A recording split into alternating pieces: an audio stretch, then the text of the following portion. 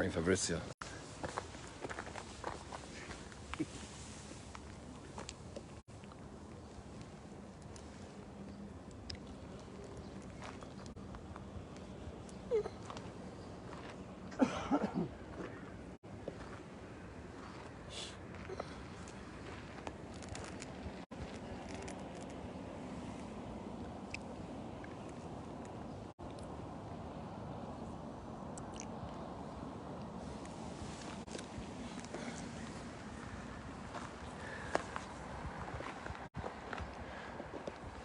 It's so calm this morning.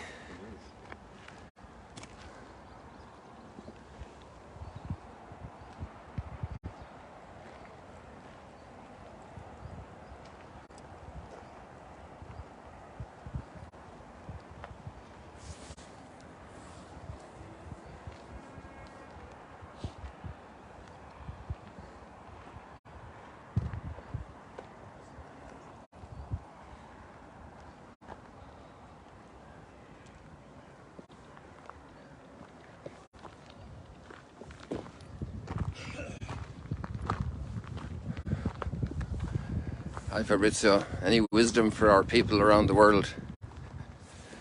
Fabrizio is a very experienced guide here with a big group from Seattle, right? Yes. 170 or something people? Yeah. Over 170 people. Just to come here and feel just beauty. It's nothing, but nothing is compared. Yes. I just read a beautiful commentary from Pope Benedict that, people who experience the silence of God, that means God doesn't speak to them. They talk to God, they pray, they don't hear God. And it's a common human experience. And then some people are very unsettled by that. And one of the ways to wake up to God's word is just to watch the beauty of nature. Because there's so much goodness in it. Completely right.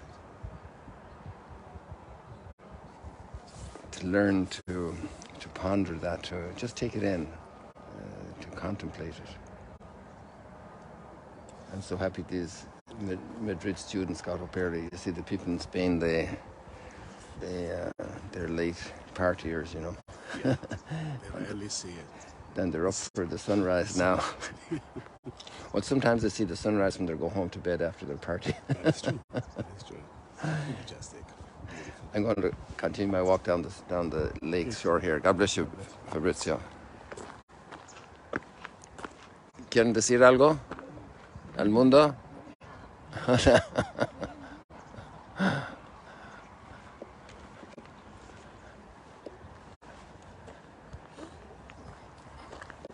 It's really wonderful to see so many people. Good morning. Where are you from? Seattle? Baton Rouge. Baton Rouge. Oh, you're with the new group that came in last night? Yes. Yeah, very good. From Baton Rouge. Welcome. Thank you. I met some of the Baton Rouge people last night, after we finished our night prayer in St. Joseph's Chapel, and then we had a little get to know each other, chat for a few minutes.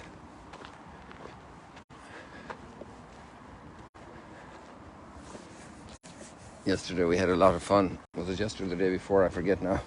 Had a group of Assemblies of God people from, I don't know if they were from San Diego, or that's another group I'm confusing.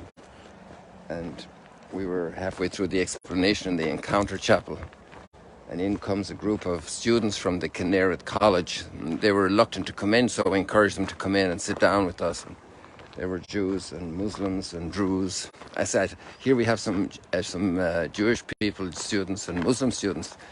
And then one of the girls spoke up and she said, well, you're missing one of the religions here. And I said, okay, well, what are you? And she said, Druze. So there were about 6 or 8 Druze. I was impressed by that. And they're studying, this was all a group of students from tourism school here just south of the Sea of Galilee, Kinnaird College. Local students here from Israel. And there were Arab Christians and Muslims and Jews and Druze. And then we had it was actually a group of Catholics we had there that evening. It was the day before yesterday. Yesterday were the Assemblies of God. And then we had a group of Catholics mixed in with them. And just to be able to sit down together and to exchange a few comments about faith together. What a blessing that is. To be able to listen to each other. Sometimes we're blocked by different prejudices, you know. And it's just great to have these experiences. Well, today we have a special reading. It's another interruption like we had yesterday because of the focus on Paul, on Saul, Paul. And today we have his two famous disciples, Timothy and Titus. And there are two readings in the link, alternatives, and one of them is from the second letter to Timothy, and the other one is from the letter to Titus. And one of the things that strikes me about the letter to Timothy is that, you know, this is very early in the life of the church. And Paul is able to make the following comment. He says, and the same faith that you have that lived in your grandmother Lois and in your mother Eunice. So, you know, it's interesting to see there, that's 3 generations of the same family, already at the very beginning of the church, living the same faith. And then the very fact that it's a grandmother and a mother who are mentioned, the role of grandmothers and mothers in the living of the faith. I see somebody made a line of stones here. I'm not sure what the purpose was.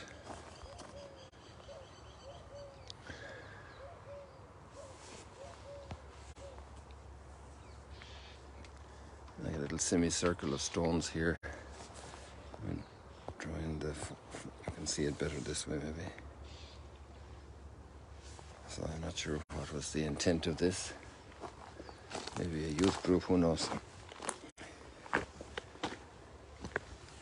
So that very fact of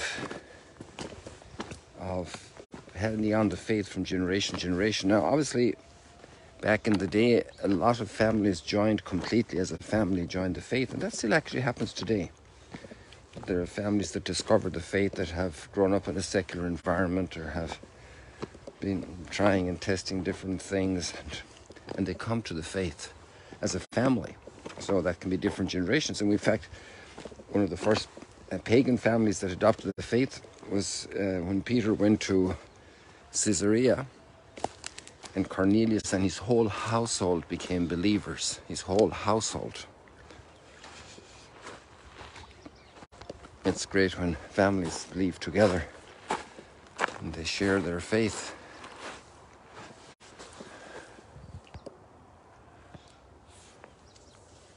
It's really calm today. You can barely hear a ripple of the water.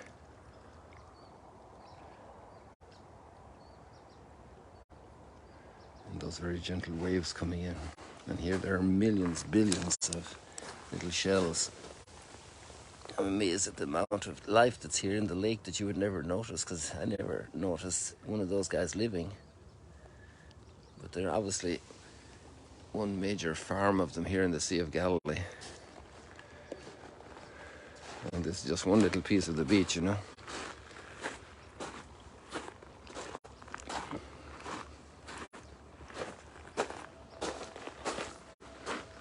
And every one of these little shells is so beautiful. We have seen there other days. Again, the theme of beauty. Discovering the beauty of creation. And if we just were to open up these rocks and put them under a microscope, we would also see patterns of beauty. Here we see patterns of brokenness and broken pieces of cement and rust and blocks and garbage.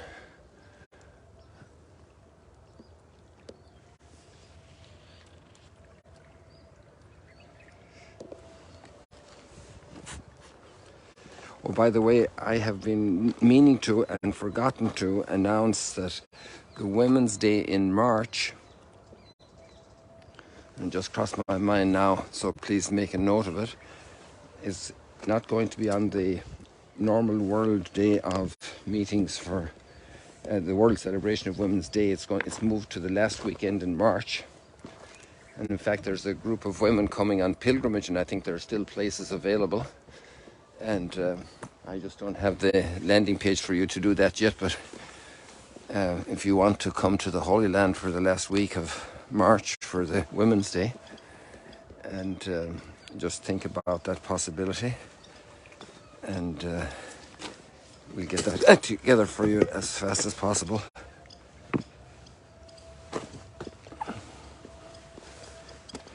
And so there will be people coming from locally here participating, and then people obviously coming in then for a whole week of pilgrimage in conjunction with the 3 days here in Magdala for that weekend of celebrating the Women's Encounter.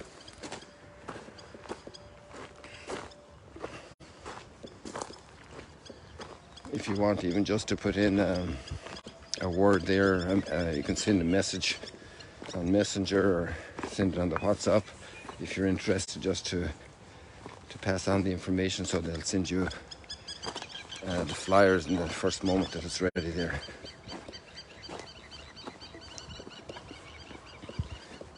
So going back to our readings then, one of the strongest consistent things about the readings today, I think we could catch it with one of the expressions, is to bear your share, or to measure you pour out. That's the gospel one. Bear your share of the sufferings of the gospel. That's in Paul's letter to Timothy, and the one in the gospel was, the measure you measure out will be given to you. So that's really a call to growth,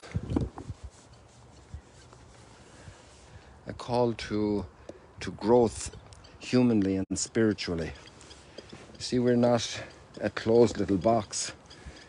We can be stretched, and one of the greatest ways we're stretched, the most effective ways we're stretched, is with a little suffering, or with a lot of suffering, with challenges. And it's amazing how human beings grow and meet challenges. Just think of all the good that was done during the time of COVID, all the new things that happened, or in times of need, people become generous and help. There's a great stretching of I'm just jumping around on these big stones here, getting from one to another. That's why it's a little bit jerky right now. So when we're challenged, we can really grow. What's the measure you measure out? The measure of understanding. The measure. Sometimes we're very critical. It doesn't fit into our box, and we just get very angry and very, very bitter. To have our heart grow. You know, like God said to Abraham, look, the stars of the sky and the grains of sand on the seashore. He could also have said these shells here, you know. Look at the millions of them, billions of them.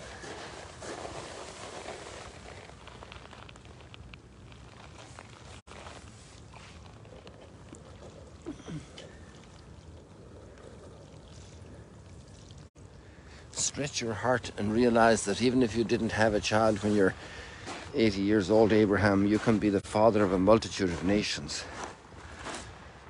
Even if you had a struggle in your religious life, in your faith life. Oh, look who's here. In your faith life, in your religious life, don't be tied in by the present limit of your experience. Be very open.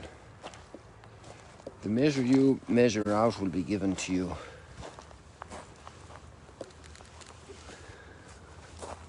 Quack, quack, quack, quack, quack, quack, quack, quack.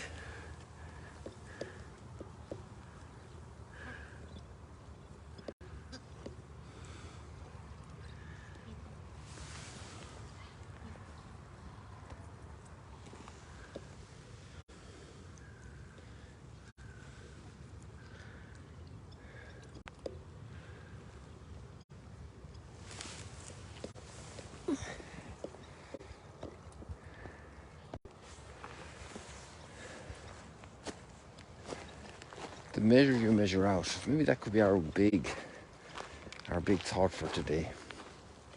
The measure that will be measured out will be given to you. The generosity you pour out, the patience, the goodness, the prayers you pour out for others, the stretching of the heart. And then Paul will go on to say to Timothy, renew the spirit, bring it back to flame, fan the spirit that was given to you when hands were laid upon you, when I laid my hands upon you, that great biblical gesture of transmitting authority received that's being transmitted through the laying on of hands.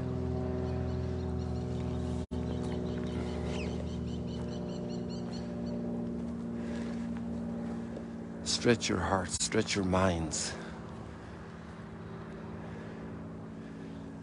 Don't measure life just by the little experience of the moment. Look at the history of humanity, the history of the church, the history of the great heroes of faith, the great generous people, the people who made big sacrifices. Don't forget what your parents did for you. Stretch your heart. Maybe they have limitations today. They're declining. Stretch your heart. Also, when you see problems in the church, stretch your heart. Let's not measure with small hearts.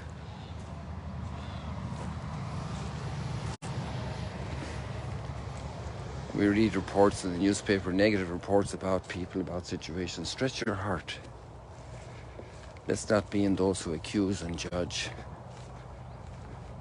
Let's be elements of building up and growing. Let's bear part of the burden that's ours. And when we're called to suffer, suffering is a great opportunity to grow in faith. God can permit it for growth.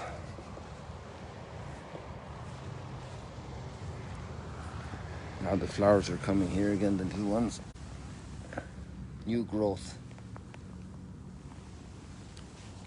If we look back in our lives, we mostly see that a lot of the growth happened when we went through hard times. Yesterday, somebody was telling me about the 6.5 years his wife endured depression. And now how they both look back on that very difficult time during which he had been very angry with God, and they rejoice over how God carried them through that time.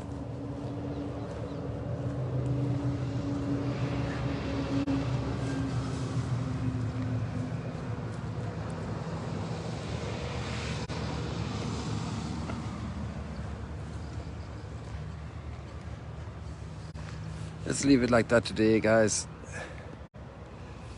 Praise the Lord for his marvelous deeds. See you later, alligators. Come on there.